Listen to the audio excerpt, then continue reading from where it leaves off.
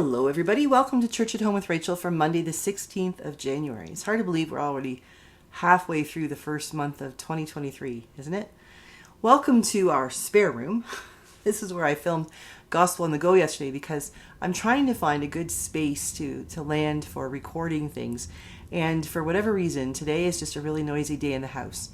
The man and the dude were having a nap and the snoring was incredible. So I needed to take my church at home on the road. So I thought I'd come downstairs and hang out in here. What I want to talk to you today about are about those things the things we look forward to, the things that we have that sort of tucked away as our, if I have time, I'd like to. For me, it's reading. As you can see behind me, there is a bookshelf, and there's another bookshelf, two of them over there, and there's another one over here. There's one underneath my computer, and there's no one here. And this is in my spare room. That's in addition to my office, my living room. My bathroom has a book in it. like I've got books everywhere. I love to read, and I swear to you, if I could, I would read 24/7. But there are seasons in my life when I get home from work and I'm just exhausted, and the idea of even picking up a book just brings my eyes. I think it's my age. I'm getting older, but my eyes get tired, and I just, so more often than not, I'll crash on the couch when Rob's watching football or the cooking channel, and I'll sit there and I'll put on my iPad on Mahjong, the card game or the tile game, because I can sort of listen and have a conversation and pay attention, and if I fall asleep, it doesn't make any difference. But I always know, no matter what, I have my books. And books for me, the way other different kinds of hobbies are, like painting or fishing or other things for other people, books for me are that way that I get off by myself. Now, for some people, getting off by yourself would be like, oh, that would be hell. For those extroverts out there who love to be out in the world with people, lots of entertainment, lots of excitement, lots of people to talk to, reading might be one of those like, oh, really? Do I have to? Is this that unsupervised silent reading portion of school that we had to do? For some people, it's just it's a drudge. It's a chore, and they don't like to do it. And I get that. I'm totally okay with that. If that's not your thing, then great. But for some of us, I think as introverts or other people who just really like being, chilling on our own, reading or painting or playing music or like listening to music or playing music, things like that are things that help us to sort of decompress and get to a different space. For me, reading does a couple of different things because I can read on different levels. I can read and basically get the storyline, and it's just entertaining. It just takes me out of doing the dishes or writing a sermon or visiting people in the hospital, things like that. It takes me to a different place. And so I will admit this, there are books like, Danielle Steele and Nora Roberts and people like that I read that are sort of like those romance or historical stuff that don't require a great deal of thought. And if I realize I've just read a whole page and don't remember what I've read, it's okay. That's okay. Then there's the kind of reading I do with a book club. I'm involved with a book club through the Military Family Resource Center here in Wainwright. And we read books that Jessica, our book club leader, suggests. Sometimes other people suggest, and I'm not sure where she gets her ideas. They are with every single book that we've read, and I've probably been doing this for a year, so about 12 books. Every single book is a book I never would have picked up on my own. I just wouldn't. Lots of fiction, or lots of crime fiction, lots of crime, psychological thrillers, things like that. And other books that are just, they might be on the bestsellers list, but I wouldn't have thought to pick it up.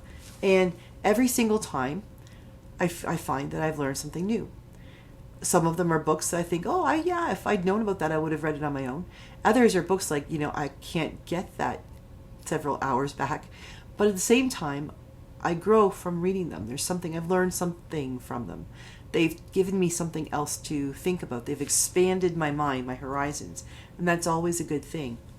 But the best thing for me about books, and if you watched yesterday's Gospel on the Go, and I talked about the library when I was a kid in public school, the best thing about books for me are the possibilities The same as music can be for others, or fishing, or camping, or hiking, and things like that.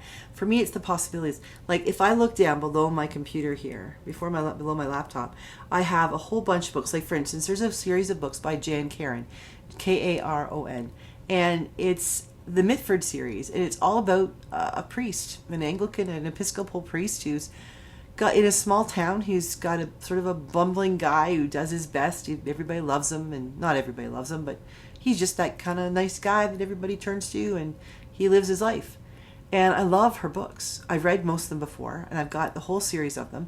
And one of these days, I'm going to sit down with them and read them all in a row, because that's how I do that. I love to just sort of get into a series and just, like binge read them.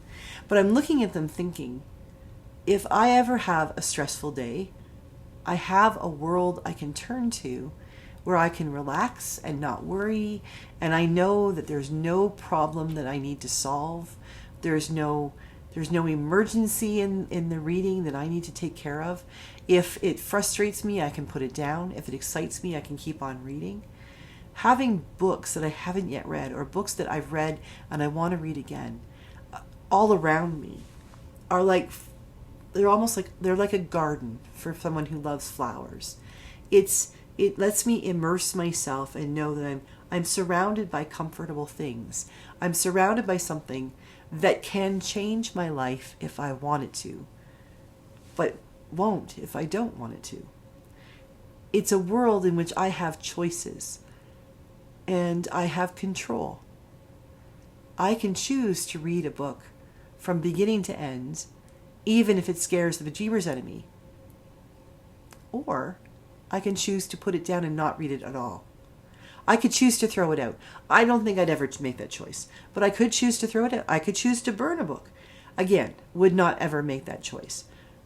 But I have the choice. There's nothing forcing me to pick up a book. There's nothing forcing me to put down a book. There's nothing forcing me to do anything about reading, anything about all these books I surround myself with that isn't my choice.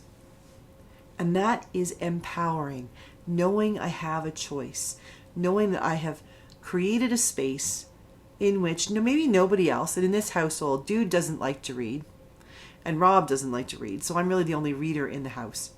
So I've created an environment in which I can escape, I can feel comfortable, and no one else can tell me what to do about it. No one else they can share their opinion.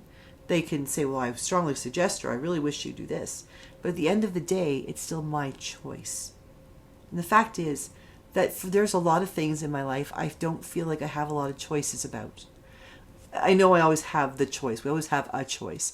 But you know what I mean. There are days I don't want to go to work. And guess what? I got to go to work.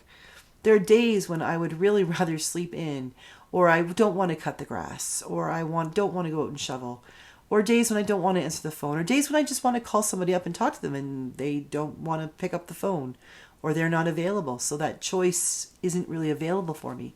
But one choice I have is the way that I spend the time that's me time. That time when I know I need to refresh, when I need to retreat from the world and say, I need to take a deep breath. I need to think about a new thing. I need to be uplifted, or I need to be calmed down. And for me, reading, and also not just the act of reading, but the act of being surrounded by books. Like, it's a physical thing too. It's not just a mental thing. It's a physical thing too. Knowing that I have all these places in the world I can go to. I've got places outside this world I can go to. I've got all parts of history I can go to, because I can pretty much guarantee somewhere in this house I've got books that are written about the past, the future, science fiction, every country in the world. If it's been written about, it's probably in my house somewhere. And that gives me that freedom to be able to escape reality for a little while and just subsume myself in being something or someplace or even someone that has no impact unless I want it to. We all need that. We are living in a world that tells us what to do and tells us we have all these choices, but at the end of the day, there's choices, and then there's those things we really have to choose. But those real choices where we actually get to say, yeah, I want to do that. Or, no, I think I'll pass. We live in a world that's too fast and too harried and too demanding for us to not be able to not create that space, that moment, that carving out that time or that environment where we can just sit back and say, hey, yeah, this is mine. And nobody can come in here and tell me what to do. No one can come in here and make fun of my choices, because if they do, I'll ask them to leave, because this is my safe space. What is your safe space? What is your hobby or the choice that you make that's good for your mental or physical or spiritual health? It could be going to the gym, going for a walk, going for a drive, going for a swim. It could be having a bubble bath with some really good music and a glass of wine. What is it for you that allows you that feeling of that you are calling the shots, and you get to choose how you feel and where you go and what will happen next? What is your library for you? For me, it really is a library. It's books and a comfortable chair, a cup of tea, and a good book. For you, it could be something else, and that's the point. It needs to be something that's yours, that makes you feel peaceful, happy, comfortable, uncomfortable, whatever it is you need for you. What is it that makes your heart sing when you make choices? Let me know. I'd love to hear about your experiences. God bless you. Have a great day. And I will see you again tomorrow for Church at Home with Rachael.